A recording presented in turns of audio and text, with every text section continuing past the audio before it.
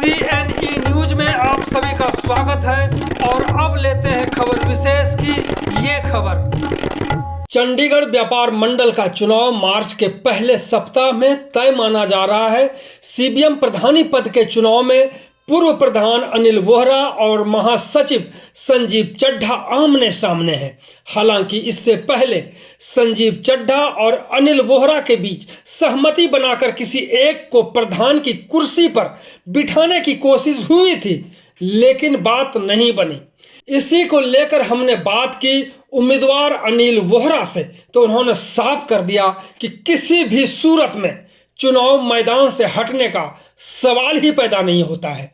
तो सुनते हैं CBM के प्रधानी उम्मीदवार वोहरा को, जिन्होंने कई कठिन सवालों का जवाब ऐसे दिया। यहां आपको यह भी बता दें कि उम्मीदवार अनिल वोहरा को पूरी उम्मीद है कि पिछले कार्यकाल में प्रधान रहते हुए किए गए कामों के दम पर इस बार भी CBM के सैकड़ों सदस्य प्रधान के तौर पर जिताएंगे। तो सुनते हैं अनिल वोहरा को। नमस्कार मातृकर जी, सबसे पहले तो मैं आपके चैनल को शुक्रिया अदा कहता हूं कि आपने इस लायक समझा कि मैं ये जो आने वाला जो इलेक्शन है व्यापार मंडल का, जैसे आपने ये बात कही है, सबसे पहले तो मैं आपको ये कहना चाहता हूं, मेरे को किसी का दबाव नहीं पड़ा कि मैं बैठ जाऊं जी। मेरे पास लोग आए थे कि क्योंकि चरणजीत सिंह जी ने एक प्रपोजल रखी थी अपनी कमेटी में कि 2-2 साल के लिए टेनर करके ताकि इसको हम ताकि यूनानिमस करते इस चीज़ को।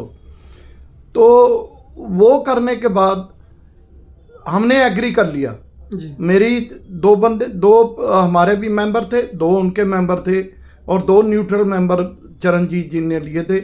हमने एग्री कर लिया कि प्रधान जी, चरणजीत जी, जो आप कह रहे हैं हमें मंजूर है। क्यों? हम नहीं चाहते कि व्यापार मंडल इतनी देर से चल रहा है और आज व्यापार मंडल की इमेज खराब हो।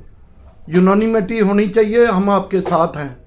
मगर मैं ये नहीं कहूँगा, उन्होंने दूसरे ग्रुप ने हमारे ने उन्होंने देवर एडमेंट, उन्होंने एडमेंट थे कि नहीं, उन्होंने कहा जी मेरी सीनियोरिटी देखते हुए 2 साल मेरे को 31 साल हो गए हैं चंडीगढ़ व्यापार मंडल की सेवा करते हुए जी।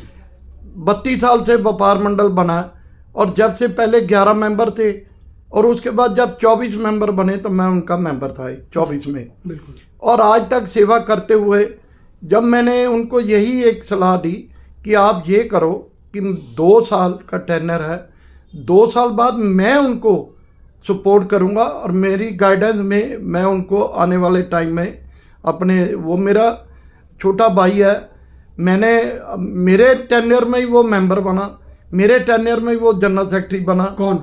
चड्ढा जी, जिसकी मैं ऑपोजिशन वाले की बात कर रहा हूँ। पर मेरा संजीव चड्ढा जी मेरे छोटे भाई हैं, मेरे को ये कोई नहीं है। मगर अब क्या उनके मन में क्या इच्छा जागी है कि मैंने उनको, उनका जो मिडल मैन आए थे, तो मैंने उनको ये बोला कि 2 साल मैं कर लेता हूँ, अगले 2 साल उनको कर देंगे। पर उन्होंने ये बात नहीं मानी तो प्रधान जी ने इलेक्शन डिक्लेयर कर दिया। तो उस वजह से मैंने मतलब एक मेरे में पैशन है जी। मैंने 31 साल लगा दिए और 23 साल बाद मेरे को प्रधानगी का मौका मिला था जी। मधुकर जी 23 साल सेवा करने के बाद मैं फाइनेंस सेक्रेटरी रहा, जनरल सेक्रेटरी रहा, 12 साल में जनरल सेक्रेटरी भी रहा हूँ जी। तो इतनी सेवा करने के बाद तब मेरे को प्रधानगी का उन्होंने मेरे को कहा भी नहीं वोहरा साहब आप प्रधानगी करो। जब पिछले बार आप चुनाव लड़े, जो 2016 की बात कर रहा हूँ मैं जी। तो कहने का मतलब है अब भी हमारे में पैशन है। व्यापार मंडल हमने सींचा है, व्यापार मंडल को अपना तन मन धन से अपना बिजनेस का लॉस करके, क्यों, जब कोई जिम्मेवारी आप उठाते हो तो उसको बाखूबी निभाना चाहिए, नहीं तो हट जाओ पीछे, वो कोई बात नहीं है। तो अब भी मेरे भाइयों ने मेरे को कहा कि नहीं वोहरा साहब आप 2 साल और सेवा करो, हमें आपकी ज़रूरत है। तो इसलिए मैंने अपना मैनिफेस्टो भी तैयार कर लिया जी।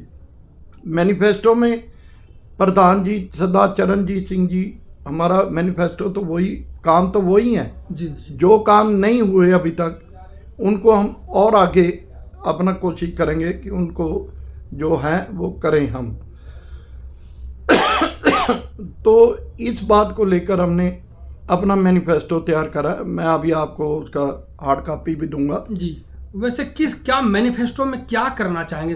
क्योंकि हमें याद है कि जब आप पहले प्रधान बने थे तो मैनिफेस्टो आपने भेजा भी था मुझे, तो उसमें मैंने देखा कि करीब करीब वही है जो पहले आपने मैनिफेस्टो जारी किया था, आज भी करीब करीब वही है। तो फिर दोनों में कैसे आप तालमेल नहीं, बिठाएं? आज तो ऐसे है ना जी, आज तो हमने आपको अभी तो मैनिफेस्टो दिया ही नहीं। अभी मैं थोड़ा सा एक और अच्छा, कोई रफ कॉपी भेजा होगा?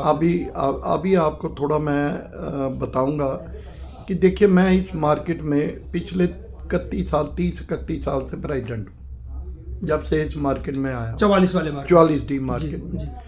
और उसके बाद मैं जनरल सेक्रेटरी हूँ हॉकी चंडीगढ़ का जी। पिछले, क्योंकि हॉकी मैं स्पोर्ट्स पर्सन हूँ, मैं आप भी हॉकी खेला हूँ, नेशनल प्लेयर हूँ, तो मेरे को ये सारी सेवाएं।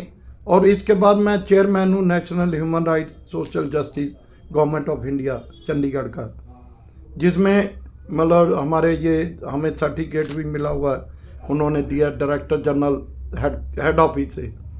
और ऑनरी डॉक्टरेट की मेरे को भी उपाधि मिली हुई है एज ए, और अभी रिसेंटली मेरे को स्टेट अवार्ड मिला। ये सब सेवाओं के कारण हॉकी में आपने बहुत कुछ पाया, आप खेलते रहे हैं, बहुत चीज पाया। लेकिन हॉकी खेलना और व्यापार में दोनों, हालांकि दोनों से आप बिलोंग करते हैं, 44D की जब आप बात कर रहे हैं मार्केट की, इसकी एंट्री एक तरफ से है, ये एंट्री और एग्जिट दोनों नहीं निकल पाया आपके प्रधानी काल में भी पहले, क्योंकि 23 साल से 32 साल से आप लगे हुए हैं।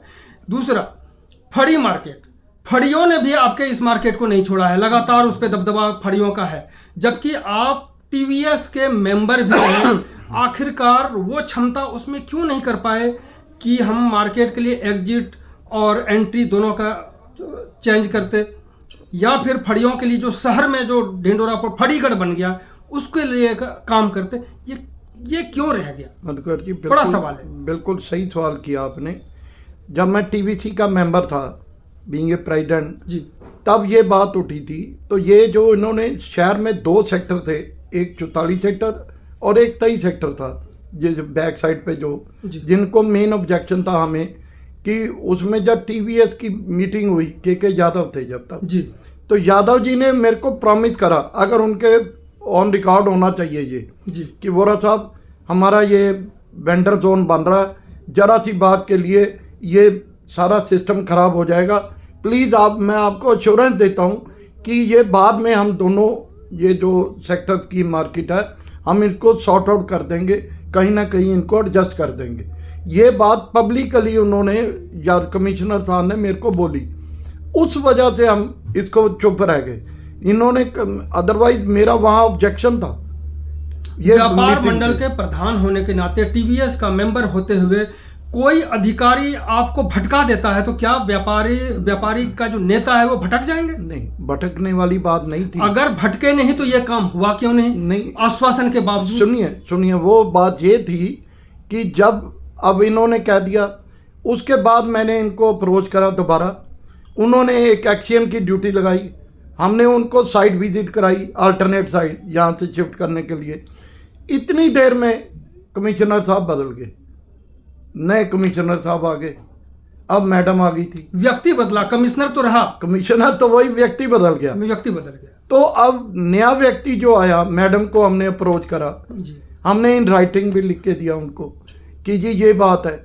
मतलब ऑफिसर्स, अब तब तो मैं प्रधान भी नहीं था उस टाइम, उसके बाद की बात है जी, तो हमने इनको इन राइटिंग मार्केट की तरफ से लिख के दिया कि ये चीज़ हमारे यादव साहब ने हमारे से एश्योरेंस दी थी कि इसको हम शिफ्ट करेंगे, प्लीज़ इसको करो।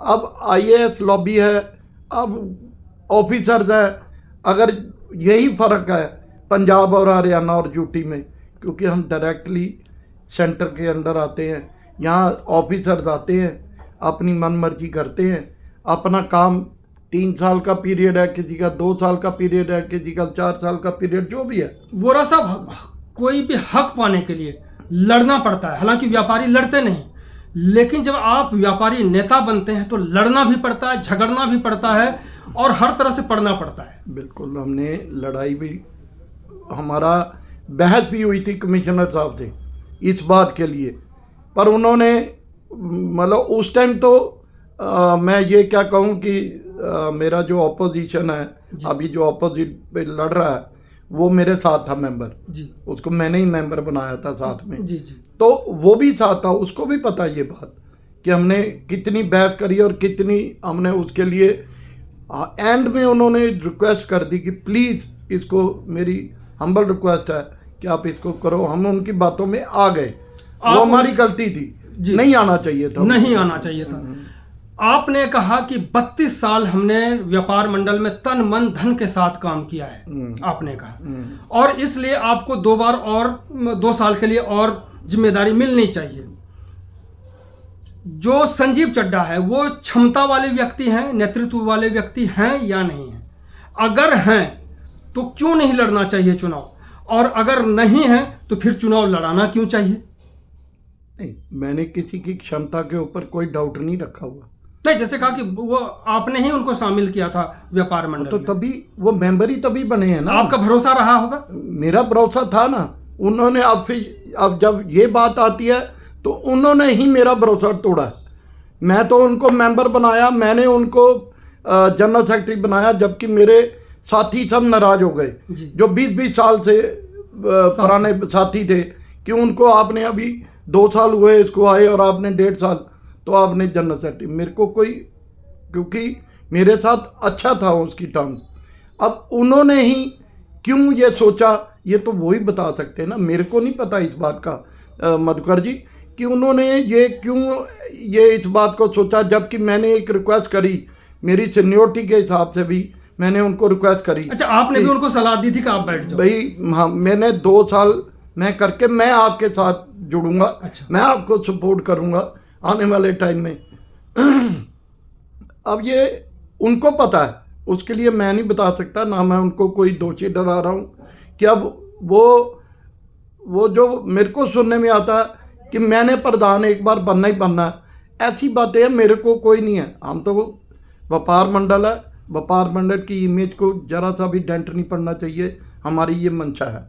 हम चाहते हैं कि तो इसको और ऊपर जाना चाहिए और से और मैं अगर 2 साल भगवान ने चाहा, अभी सभी मेंबरों ने सपोर्ट किया तो हम 2 साल में इसको और ऊपर लेके जाएंगे। और पिछले 5 साल में सरदार चरणजीत सिंह जी मेरे मेंटर हैं। मैं आपको, जब मैंने 2016 में इलेक्शन लड़ी थी मधुकर जी, मैंने उनको पब्लिकली बोल दिया था कि आप मेरे मेंटर हो, क्योंकि 31 साल बहुत बड़ा टाइम होता है, उनके साथ मैं काम कर रहा हूँ, ये एक छोटा टाइम नहीं होता। तो मैंने उनको बोला था, और आज भी, और 31 साल में 5 साल जब मैंने प्रधानगी करी, मैंने सरदार चरणजीत सिंह के उनसे डिस्कस करके हर बात हर काम उनसे मैंने डिस्कस करके किया। अगर मैंने कोई भी कोई डिसिप्लिनरी या कोई गलत काम हो रहा था भाई, उसको अगर मैंने इंडिविजुअली डिसीजन नहीं लिया, मैंने फिर भी उनकी सलाह ली, क्योंकि मेरे मेंटर, जब मैंने उनको अपना मेंटर हैं सरदार जी, आपके कहने पर संजीव चड्ढा चुनाव में नहीं बैठ रहे हैं, या जो भी कहने के लिए गए होंगे, मैं ये नहीं कह रहा हूँ सीधे तौर पे आपने कहा। आप कहते हैं कि व्यापार मंडल को हम और आगे ले जाना चाहते हैं और सामूहिक रूप से एक फैसला आना चाहिए। आप ही इस चीज को क्यों नहीं मान लेते कि भाई चलो तुम ही एक बार प्रधान बन लो, फिर हम देखेंगे? नहीं, ये बात तो फिर तो वही बात हो गई ना कि अगर एक सीनियरिटी, मैं कहता हूँ एक सीनियर जो, क्योंकि आप 5 साल रह चुके हैं प्रधान। नहीं, इसका मतलब ये नहीं होता। पहले इंद्रलाल बत्रा रहे प्रधान, उसके बाद जगदीश अरोड़ा प्रधान रहे, उसके बाद सेठी साहब प्रधान आ गए, फिर चरणजीव आ गए, दिवाकर आए, फिर चरणजीव आए, फिर वोरा आया, फिर चरणजीव आए। ये बात नहीं होती कि अब जब मेरे को मतलब किसी ने ये कहा कि आप सेवा करो, तो जब मैं आगे निकल चुका हूँ तो उसके बाद मेरी सिर्फ मंशा यही है कि मैं व्यापार मंडल की सेवा करूं, व्यापार मंडल को अच्छे ढंग से चलाऊं, प्रधान बन के। वैसे भी तो हम चला रहे हैं, ऐसी बात नहीं है। एज ए मैं पैटर्न मतलब काम करता हूं सरदार जी के साथ, जब भी उन्होंने कभी मेरी ज़रूरत समझी है तो मैंने उनको हर तरीके उनके साथ रहा हूँ, कोई ये बात नहीं है। हमारी शुभकामनाएं भी वोरा साहब आपके पास है, साथ है। आप ये बताएं कि अगर चुनाव जीत गए या अभी चुनाव की प्रक्रिया चल रही है, वो क्या क्या करेंगे जो आपके मन में पहले से रह गया होगा कि ये काम हम नहीं कर पाए और इसको हमें करना है हर हाल में प्रधान बनने के बाद? देखिए, इसमें ना सबसे बड़े हमारा मैनिफेस्टो में है, इसको कॉन्टीन्यूटी, जैसे हमारा 30 साल 32 साल से नॉन पॉलिटिकल रह रहा है, इसको as it is non political और सेकुलर रहने देना। ये सबसे बड़ा हमारा पहले दिन से जो हमारा इशू तो है। ये व्यापारिक संगठन, ये तो पॉलिटिकल हो भी नहीं सकता। नहीं, देखिए ये बात नहीं होती, बन सकता है। अगर कोई बनाना चाहे तो ये बन भी सकता है मधुकर जी, ये बात नहीं है, बन सकता है। मगर हम 32 साल से हमने पूरी कोशिश की, आज तक इसको नॉन पॉलिटिकल रखा है हमने इसको बिल्कुल ही, क्योंकि हर आदमी कहीं ना कहीं किसी पार्टी से जुड़ा हुआ है, वो बात अलग है। मगर यहाँ कोई प्लेटफॉर्म आता तो हमारे लिए कोई पार्टी नहीं है, कोई नहीं है, सबसे पहले व्यापार मंडल है। और क्या क्या है जो करने जा रहे हैं, आप करेंगे चुनाव जीतने के बाद? उसके बाद जो ईज ऑफ डूइंग बिजनेस है, नीड बेस्ड चेंजेस हैं बायलॉज में जी, हमारी व्यापारियों के लिए अभी पीछे भी मेरी मीटिंग, मैं बायलॉज कमेटी का, विनोद जोशी जी चेयरमैन है और मैं मेंबर हूँ उस कमेटी का, तो हम अभी डीसी साहब से मिल के आए थे। बड़े अच्छे 2-4 पॉइंट थे, तो उन्होंने हमें पूरी एश्योरेंस दी है कि नहीं यार, ये तो जेन्युइन पॉइंट है आपके, हम इसके लिए होमवर्क करेंगे अपने स्टाफ से। उन्होंने यही वन भी बैठे थे वहाँ, मैडम खुशप्रीत कौर, उन्होंने कहा कि भी इसको अपना ऑफिशियली इसके ऊपर वर्क करो और इसको हम करें। उसके बाद सबसे बड़ी बात जो हम एश्योरेंस हमने दी है कि additional story on booths and बेच आउट, हमें मतलब बूथों के ऊपर हमने स्टोरेज पर्पस की डिमांड रखी है। हम ये नहीं कह रहे कि हमें भी, क्योंकि उनका मंशा थी, जो हमारे पहले चीफ आर्किटेक्ट थे, वो कह रहे थे ट्रैफिक हो जाएगा। जब स्टोरेज पर्पस मांग रहे हैं तो ट्रैफिक होने की बात ही नहीं है। ट्रैफिक कहाँ से होगा? हमने तो देखिए, ये बूथ है जिसमें मैं बैठा हूँ, मेरे आगे मेरा बेटा भी है, काम बढ़ाना है, इतनी जगह में काम कैसे बढ़ेगा? It's a need of hours. ये जरूरत, समय की ज़रूरत है कि हमें ऊपर स्टोरेज पर्पस मिलेगा, माल ज़्यादा डालेंगे, उसमें ट्रैफिक वालों का तो कोई पार्किंग की तो प्रॉब्लम है ही नहीं, सिर्फ माल ही डालना है ना हमने ऊपर, तो उससे हमारा काम बढ़ेगा। हम वैरायटी रखेंगे, आजकल हर जगह हो गया। तो हमारी पूरी कोशिश है कि हम ये बूथों के ऊपर स्टोरेज पर्पस, जो स्टोरेज पर्पस के लिए एक्स्ट्रा फ्लोर हाइट चाहे कम हो, हमने लिख के भी दिया हुआ व्यापार मंडल से कि हमें चाहे 7-8 फुट ही हाइट दे दो, पर स्टोरेज पर्पस के लिए हमें चाहिए। ये भी था हमारा एक।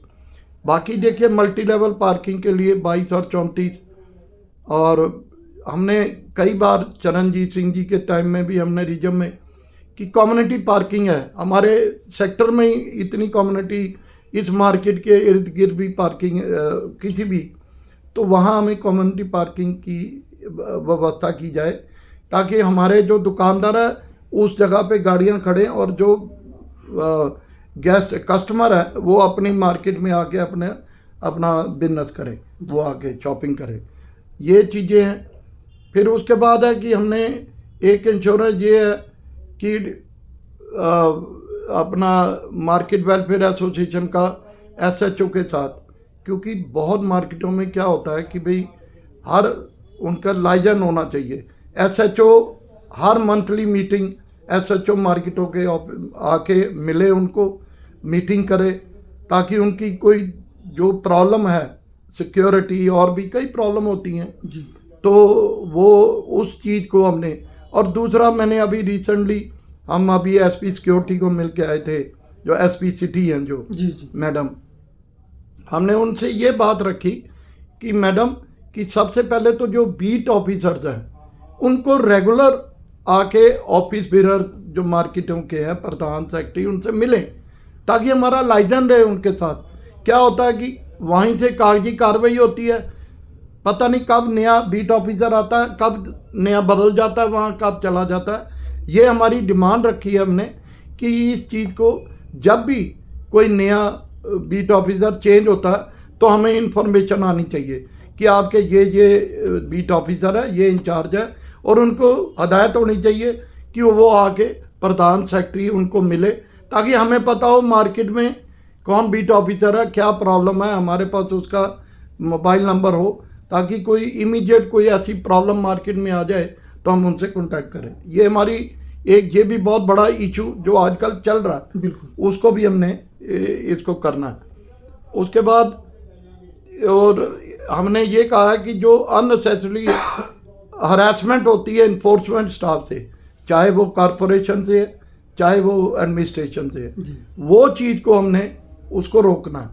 हमने उनसे अफसरों से बात करके उनको ये कहना कि भाई जब रेडी फड़ी वालों को आप ओपनली सब कुछ दिया हुआ है, हर चीज़ आपने करी हुई है, तो हमारे दुकानदार दुनिया भर का टैक्स देते हैं, सब कुछ करते हैं, तो उन लोगों को हर तरह का टैक्स देते हैं। अब अगर आपने कभी, आपको तो बहुत जानकारी होगी इसके बारे में, मेरा 30-32 तरह के टैक्स हैं। अगर एक व्यापारी को, चाहे क्योंकि व्यापारी घर में भी रहता है, सारा कुछ है, पूरे इतना टैक्स देता है, मगर अगर वो बरामदे में भाई थोड़ा सामान बाहर रख लिया तो उसके लिए उसको चालान करते। हमारी यही मनसा है कि भाई इसको हम किसी तरीके बड़े अच्छे ढंग से अफसरों से मिलके एमिकेबली ये हमने काम करवाना है।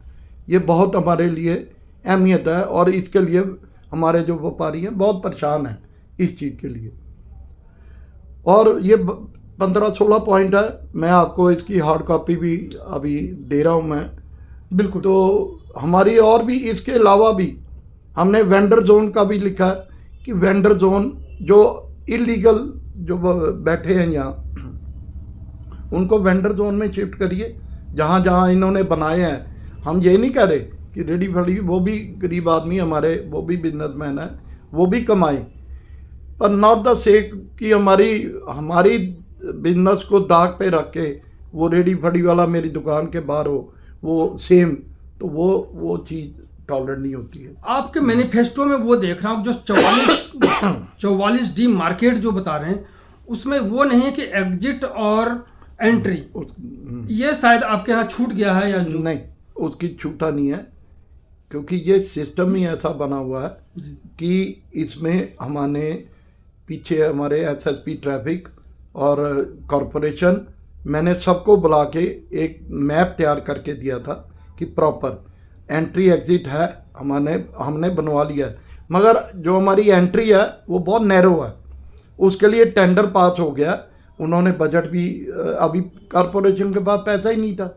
अभी हमने कितने दिनों से अभी हम जसवंत प्रीत हमारे काउंसलर पिछले कई सालों से आप इसके बारे में कह रहे हैं, अगर खुदा न खास्ता कोई आग लग जाए, एंट्री और एग्जिट एक ही है, ऐसी परिस्थिति में क्या होगा इस मार्केट का, सोच करके आप? नहीं, एंट्री और हमारे पास एग्जिट और है। अच्छा, एग्जिट हमारे 2 एग्जिट है, एक इस तरफ भी एग्जिट है हमारे, और एक शोरूमों के पास भी एग्जिट बनाया हमने, ऐसी बात नहीं है। अच्छा, मतलब बुरे हाल में संभाला जा सकता है। हाँ, संभला जा सकता है।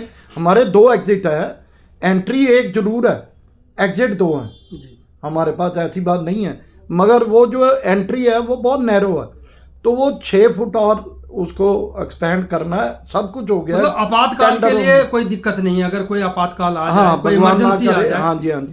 तो आपने सुना अनिल बोहरा जी को, जो बिना लाग लपेट खुल करके इन्होंने साफ साफ कर दिया कि मैं बैठने वाला नहीं हूं, चुनाव लड़ूंगा, क्योंकि व्यापार मंडल को इनको बहुत आगे तक ले जाना है, इसलिए इनको और भी मौका चाहिए, तभी जो बचे खुचे काम है वो हो पाएगा। बहुत बहुत धन्यवाद बोहरा साहब आपसे बात करने के लिए। थैंक यू जी, थैंक यू। CNE न्यूज के साथ बने रहने के लिए आप सभी का बहुत बहुत धन्यवाद।